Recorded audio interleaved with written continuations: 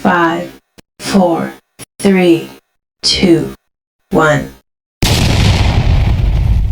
At dahil wala tayong rides, dito mo na mga idol, samahan nyo ako sa aking menu for today. Magluluto tayo ng bangos, Spanish sardines with pork belly.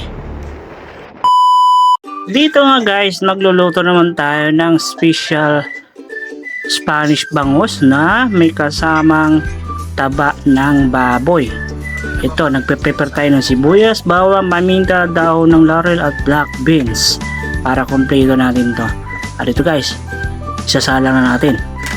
And after natin mag-prepare ng mga pansahog mga idol, ito, inilaglag na natin dito sa ating lulutuin.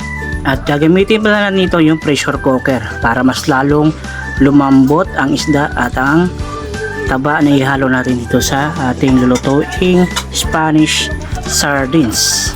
At sinubukan natin itong mga idol, ang bagong version ni Mang J sa pagluluto na may halong taba ng baboy. At syempre mga guys, hindi kompleto ang mga niluluto natin kapag wala yung mantika. Hindi ko na lang muna banggitin ang pangalan ng mantika mga idol.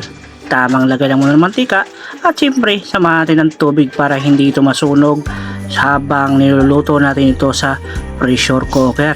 And after natin ilaglag yung mga pansahog mga idol, tinimplahan ko na ito ng konting asin at syempre yung ating panimplang patis, yon, para magtimbang yung lasa mga idol at hindi maalat masyado.